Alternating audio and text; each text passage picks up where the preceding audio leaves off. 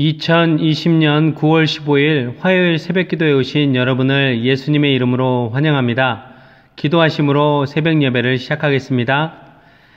하나님 아버지 참 감사합니다. 하나님께서 날마다 저희를 향하여 말씀하여 주시고 말씀하여 주신 것을 저희가 듣고 온 삶으로 흘러나가 하나님 말씀에 순종하는 삶을 살 수 있도록 은혜를 내려주셔서 감사합니다. 때로는 하나님의 말씀이 우리의 삶과 아무런 연관이 없는 것처럼 느껴질 때도 있고 나의 현실과 멀리 유리되어 있는 것처럼 느낄 때도 있지만 하나님, 그럼에도 불구하고 하나님의 말씀을 늘 가까이 하여 하나님의 뜻이 무엇인지, 하나님이 원하시는 것이 무엇인지 분별하는 그런 지혜를 갖는 저희들 되게 도와주시옵소서. 인간적인 눈으로 우리의 상황과 환경들을 보는 것이 아니라 이러한 상황에 하나님께서 무엇을 원하시는지, 하나님이 이 상황을 통하여 우리가 어떻게 반응하기를 소원하시는지 분별하고 그 분별한 것에 순종하여 주님 기뻐하시는 대로 살아가는 우리 각 사람 되게 도와주시옵소서. 오늘 이 새벽에도 주님께서 하늘문을 여셔서 우리에게 말씀하여 주시고 하나님의 말씀을 가감없이 순종하여 살아낼 수 있도록 도와주시옵소서. 예배의 시종을 주님께 온전히 내맡깁니다. 예수님의 이름으로 기도했습니다. 아멘. 오늘 하나님의 말씀은 에레미야서 32장 1절에서 15절 말씀입니다.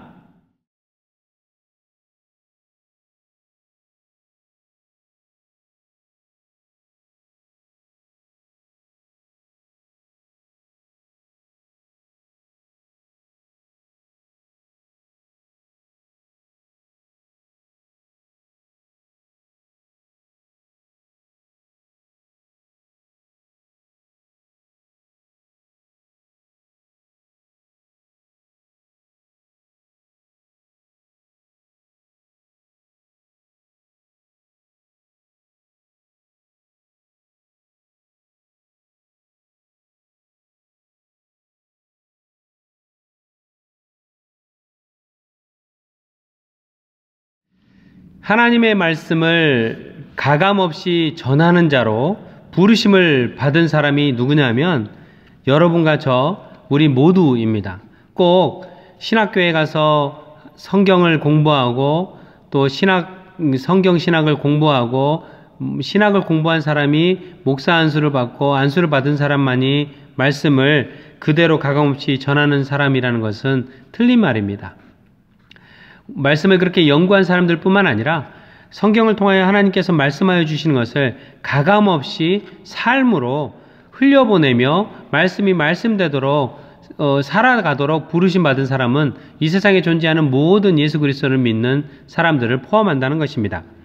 이렇게 하나님의 말씀을 가감없이 삶으로 전하는 자로 부르심 받은 여러분과 저 우리 모두는 하나님의 자녀들로서 늘 하나님의 말씀을 붙잡고 살아야만 합니다.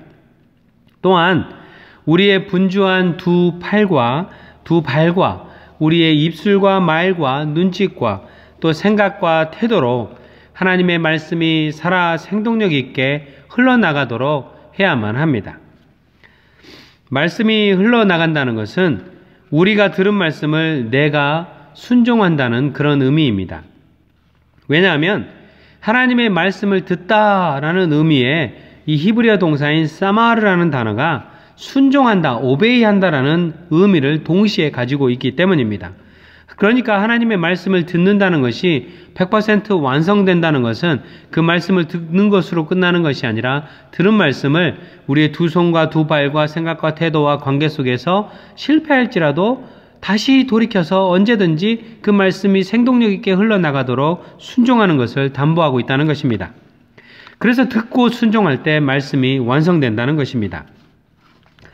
오늘 본문에 등장하는 에레미야 선지자는 그런 하나님의 말씀을 분별하여 듣고 가감없이 사람들 앞에 선포하고 전하는 애언자로 부르심 받았습니다. 그리고 그 부르심에 철저하게 순종했던 하나님의 사람이었습니다. 그래서 그는 하나님께서 말씀하시면 즉시 순종해 그 말씀을 선포하는데 최선을 다했습니다. 남유다 백성들이 계속 하나님의 말씀에 불순종하자 하나님께서는 바빌론 제국을 사용해 이 남유다를 2차례 침략합니다. 그래서 1차 포로 침략 때 포로로 다니엘과 세 친구들 그리고 귀족들을 잡아갑니다. 그리고 2번째 침략을 했을 때 포로로 잡아가는 많은 사람들 중에 에스겔 선지자도 바빌론으로 잡혀갔습니다. 이미 2차례에 걸쳐 남쪽 유다를 침략했던 바빌론 느부갓네살 왕은 이쯤 되면 남유다가 바빌론의 고개를 푹 숙이고 항복할 것이라 여겼지만 남유다 시드기야 왕은 하나님께서 지금의 상황을 통해 무엇을 원하시는지 여러 선지자들의 입을 통해 예언을 통해서 들었음에도 불구하고 그 들은 것을 듣지 않겠다고 귀막아 버리고 하나님을 믿지 않고 또 의지하지 않고 순종하지 않고 불순종해서 바빌론에 함께 자신들과 함께 대적해 줄 이집트나 그 이웃 나라들을 의지하기 시작합니다. 남유다 시드기야 왕이 이런 정치적 행위를 한 것은 하나님의 뜻에 배신하는 것이었을 뿐만 아니라 하나님께서 하나님의 뜻을 관철시키기 위해 징계의 도구로 사용한 바빌론을 배신하는 행위이기도 했습니다.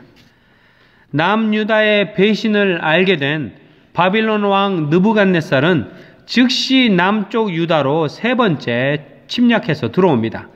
이번에는 단순히 침략하고 포로를 잡아가는 것으로 끝나지 않고 예루살렘 성 전체를 사방을 1년 이상 완전히 포위해버립니다. 그래서 성 안으로 들어갈 수 있는 사람들도 없고 나올 수 있는 사람도 없었습니다. 이렇게 성 안에 갇혀서 밖으로 오도 가도 못하는 신세에 처한 백성들은 두려운 나날을 보낼 수밖에 없었습니다. 이때 하나님은 선지자 예레미야에게 오늘 본문 3절부터 5절로 다음과 같이 말씀하셨습니다. 주님께서 이렇게 말씀하신다.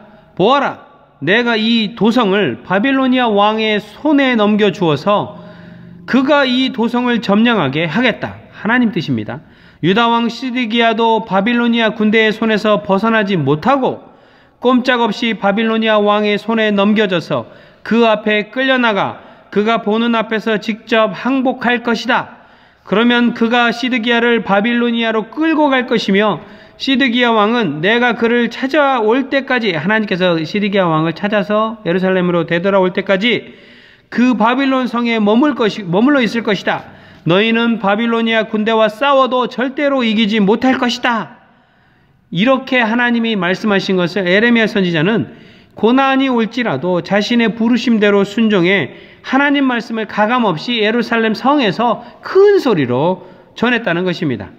사실 예루살렘 성이 포위된 상황 정도 되면 굳이 예레미야 선지자가 예루살렘 성 안에서 큰 소리로 그렇게 하나님 말씀을 선포하지 않아도 될 법한데 이렇게라고 생각할 수 있어요. 예레미야 선지자라면. 제가 예레미야 선지자였다면. 그런데 하나님께서 말씀하시니 상황과 상관없이 자신이 그렇게 하면 손해볼 것 뻔히 알면서도 순종해서 용감하게 담대하게 하나님의 말씀을 예루살렘 성 한가운데서 큰 소리로 선포한 것입니다. 그런데요, 이 예레미야 선지자와는 정반대로 예레미야를 통한 하나님의 말씀을 들은 남유다 시드기야 왕은 자신이 우선 그 말을 듣기에 너무 자존심 상하고 거북하니까 불같이 화를 내면서 예레미야 선지자를 잡아다가 예루살렘 왕궁의 뜰 안에 가두어 버립니다. 철창 안에. 시드기야 왕의 이런 모습을 오늘 말씀 2절과 3절이 다음과 같이 묘사해 줍니다. 오늘 본문 2절과 3절을 읽어드릴게요. 그때 예루살렘은 바빌로니아 왕의 군대에게 포위되어 있었고 예언자 예레미야는 유다 왕국의 근위대 뜰 안에 갇혀 있었다. 유다 왕 시드기야는 예레미야를 그곳에 가두면서 예레미야 선지자에게 이렇게 책망하였다. 그대가 어찌하여 이런 예언을 하였소? 사실 이 성경 본문에 그대가 어찌하여 이런 예언을 하였어 좀 멋지고 왕이 말하는 것처럼 멋있게 들려 보여요. 근엄하게. 그런데요, 그 말을 좀 더 실제적으로 표현하면 너 예레미야, 너 지금 이런 상황에 지금 우리 예루살렘 성전이 다 이렇게 둘러싸여서 포위당한 상황에 너 이렇게 불난 곳에 기름 붓듯이 이따위로 예언을 할 거냐? 너 이래서 너 어떻게 하니? 네가 나를 이렇게 능멸하니? 라고 그러면서 말한 것과 똑같다는 것입니다. 하나님께서 말씀하실 때 우리는 그 말씀에 어떻게 반응하는지 두 종류의 사람들을 우리는 성경 속에서 자주 찾아 발견할 수 있습니다. 첫 번째 하나님의 말씀에 반응하는 모습은 말씀에 임할 때 그 말씀의 아주 빛에 그 하나님의 말씀의 빛에 드러난 자신의 죄와 허물이 확 드러나면 즉시 인정하고 하나님 말씀 앞에 즉시 부복하고 겸손하게 순종하고 회개하며 돌이키는 반응을 하는 사람들이 있습니다. 그런데 두 번째 다르게 반응하는 사람들은 하나님의 말씀이 쫙 임하면 그 말씀의 빛이 너무 강력하니까 양심의 눈을 막 가리고 그것이 알고 싶다에 나오면 사람들이 이렇게 가리는 것처럼 자신의 죄가 드러나는 것을 가리려고 가리면서 말씀을 거부하고 계속해서 오히려 마음이 굳어 오히려 화를 내면서 불순종으로 반응하는 사람들이 성경 안에 곳곳에 드러나는 것을 보게 됩니다. 여러분과 저는 하나님 말씀의 빛이 우리에게 임했을 때 내가 만약에 시드기야 왕이었다면 어떻게 반응할지 날마다 좀 묵상하고 생각해 둬야만 합니다. 하나님 기뻐 받으시는 반응을 하기로 결정하고 늘 그런 선택을 해야만 합니다. 그런데 시드기야 왕은 불순종으로 반응하는 사람이었습니다. 그가 만약 시드기야 왕 혼자 사는 그런 사람이었다면 그의 불순종이 그냥 자기 자신 한 사람에게 열매로서 끝날 수 있었을 것입니다. 그런데요, 시드기야 왕은 혼자가 아니었고 그와 연관된 수많은 사람들이 예루살렘 성에 있었습니다. 시드기야 왕은 더군다나 왕의 자리에 있었던 리더였기에 그의 하나님의 말씀에 대한 불순종은 예루살렘 성에 갇혀있던 모든 백성들에게 불순종의 영향을 끼쳤다는 것입니다. 여러분과 저도 혼자가 아닙니다.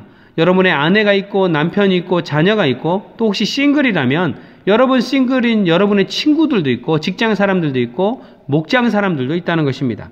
여러분과 관련된 수많은 사람들이 여러분 주변에 있습니다.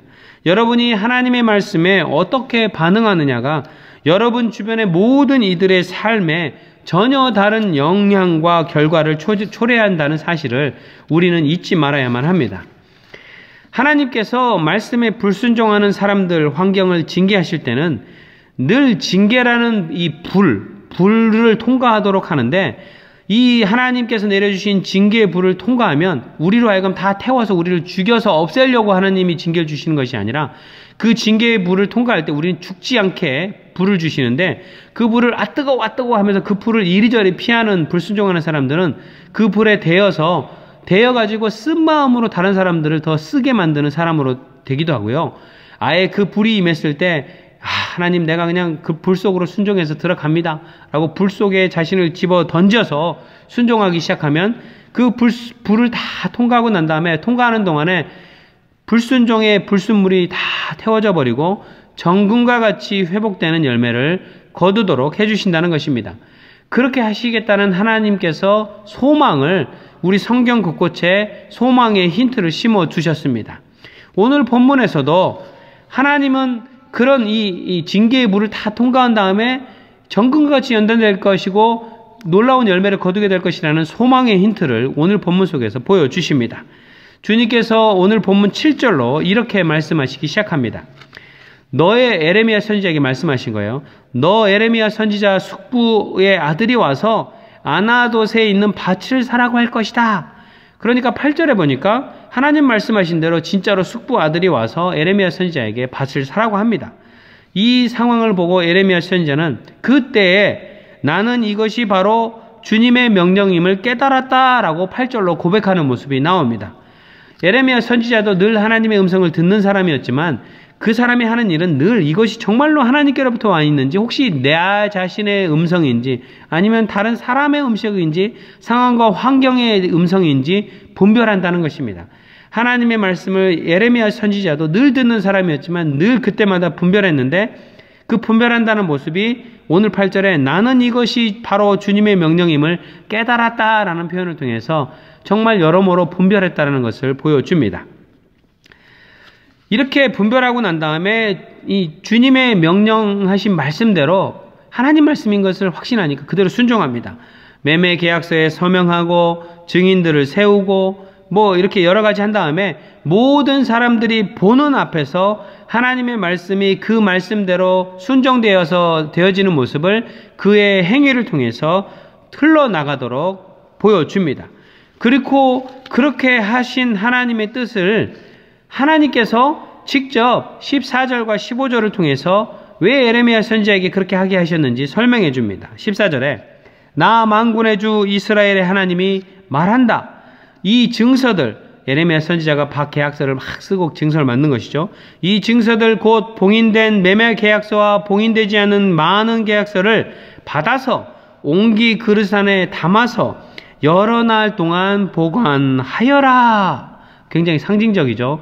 예루살렘 성을 다 포위해버리고 이제 조금 있으면 이 예루살렘 성이 다 함락돼서 모든 이스라엘 백성들을 다 포로로 잡아가 버릴 터인데 굳이 왜 매매 계약서로 밭을 사라고 했으며 이런 힘들고 어렵고 앞을 볼 수 없는 상황에 그 계약한 계약서를 봉인해서 이 옹기 그릇에 담아 여러 날 동안 어디 보관하라고 한 이유를 하나님이 15절로 설명해 줍니다. 참으로 나 만군의 주 이스라엘의 하나님이 말한다. 사람들이 이 나라에서 예루살렘에서 다시 집과 밭과 포도원을 살 것이다. 놀라운 하나님의 말씀이에요. 지금 인간적인 눈으로 상황과 환경을 보면 바벨론 느부갓네살이 바벨론 모든 군대들이 예루살렘들을 통째로 1년 넘게 이제 총 18개월을 그렇게 하는데요. 1년 넘게 포위하고 있어서 예루살렘 성에 있는 백성들 오도 가도 못하고 굶주리고 있고 아이까지 잡아먹는 상황까지 이르는 상황이 됩니다. 그러니까 완전히 이 희망 자체가 없고 그 포위돼서 다 죽거나 완전히 함락돼서 이 예루살렘 성에 있는 모든 사람들이 포로로 잡혀가서 더 이상 희망이 없는 상황인데 이런 상황에 땅을 사게 하시는 하나님, 그리고 땅을 산 그 매매 계약서를 봉인해서 보관하라고 하시면서 어느 날 어느 때가 되면 나의 때가 되면 하나님의 때가 되면 다시 기회를 주시는 하나님이죠. 다시 소망을 주시는 하나님이죠. 다시 이 백성들이 이 땅 안에서 포도원을 사게 될 것이다. 즉 열매 맺는 일을 하게 될 것이다. 희망과 소망의 메시지를 하나님이 주신다는 것입니다. 말씀을 맺히겠습니다. 이렇게 다시 돌아오게 할 것이라는 소망을 주시는 하나님, 그 소망의 빛을 보여주시는 통로로 에레미야 선지자를 사용하시는 하나님을 오늘 본문을 통해서 보면서 하나님은 첫 번째 여러분과 저 우리 모두를 하나님의 말씀이 우리의 두 손과 두 발로 우리가 사는 삶 안에서 직장 안에서 예수 믿는 사람들에게 믿지 않는 사람들에게 그 말씀이 드러나도록 사는 삶을 살라고 불러주십니다. 그런 통로로 우리를 불러주신다는 거예요. 두 번째, 우리 인간적인 눈으로 보기에 코로나로 정말 우리 비즈니스도 어렵고 교회 예배하는 것도 어렵고 아이들은 학교에 못 가고 집에서 줌으로 예배해야 되고 도무지 우리의 삶이 너무나 힘겹고 어렵고 이 코로나 백신도 나오지 않아서 백신 자체도 만드는 것이 어려워서 앞으로 1년, 2년은 어떻게 돼야 될지 도무지 앞을 볼 수 없고 희망도 없는 것 같고 모든 것이 불행인 것 같고 이렇게 힘든 상황에 하나님께서 에레미야 선지자를 통해서 매매계약서를 밭을 사서 매매계약서를 만들어서 봉인해 두라고, 그리고 하나님의 때가 이르면 다시 그 땅에서 포도나무의 열매를 거두게 될 거라고 심게 될 거라고 말씀하신 것처럼 오늘 하늘문을 여셔서 여러분 각 사람에게 하나님이 이 상황도 지나게 가게 할 것이며 하나님의 때에 하나님의 방법으로 우리 비즈니스도 회복시키시고 우리 가정도 회복시키시고 우리의 건강도 회복시키시고 우리의 모든 자녀들도 회복시키시고 우리 예배당에서 예배드리지 못하는 이런 예배들도 다 회복시켜 주실 것이라는 놀라운 메시지라는 것입니다. 그러니 지금 당장 우리 눈에 아무것도 보이지 않고 불행해 보이고 힘들어 보일지라도 이 불을 다 통과할 때까지 우리가 온전히 주님 앞에 순종하고 우리를 내어드리고 하나님 우리가 주님 말씀대로 순종하겠습니다. 그리고 이 불을 다 통과한 다음에 주실 그 열매를 그 소망을 붙들고 이 고난을 이겨나가겠습니다라고 고백하고 기도하는 여러분과 저 우리 모두가 되기를 축원합니다. 기도하시겠습니다. 하나님 아버지 참 감사합니다. 오늘도 예레미야 선지자를 통하여 정말 어려운 상황에 하나님의 말씀을 가감없이 선포하는 순종의 모습을 보여주셔서 감사하고 하나님의 말씀이 선포되었을 때 자신의 기분 나쁘다고 불같이 화를 내며 에레미야 선지자를 가두었던 시드기야 왕의 모습을 통해 불순종하는 것이 얼마나 악한 것인지, 그의 불순종이 이 예루살렘 성에 있는 모든 백성들에게 악한 열매의 결과를 얻게 만드는 그 모습을 통해 우리가 하나님 앞에 얼마나 순종해야 되는지 깨닫게 해주셔서 감사합니다. 우리가 하나님 말씀에 불순종할 때 우리의 아내에게, 남편에게, 자녀에게, 또 내 주변에 있는 나와 관계된 모든 사람들에게 얼마나 엄청난 영향을 끼치는지 깨닫게 해주셔서 감사합니다. 주님 말씀에 순종하는 삶을 살게 하여 주시옵소서. 또 하나님, 어렵고 힘든 시기를 지나면서 이 시기가 지난 다음에 반드시 하나님께서 소망의 열매를 주시는 것을 깨닫게 해주셔서 감사합니다. 하나님, 어렵고 힘든 이때를 믿음으로 통과하게 하여 주시옵소서. 주님께서 주신 소망 붙들고 하나님 주님의 때까지 날마다 말씀대로 순종하면서 살아가는 우리들 되게 도와주시옵소서. 예수님의 이름으로 기도했습니다. 아멘. 하늘에 계신 우리 아버지여, 이름이 거룩히 여김을 받으시오며 나라의 임하옵시며 뜻이 하늘에서 이룬 것 같이 땅에서도 이루어지이다. 오늘날 우리에게 일용할 양식을 주옵시고 우리가 우리에게 죄 지은 자를 사하여 준 것 같이 우리 죄를 사하여 주옵시고 우리를 시험에 들게 하지 마옵시고 다만 악에서 구하옵소서. 대개 나라와 권세와 영광이 아버지께 영원히 있사옵니다. 아멘.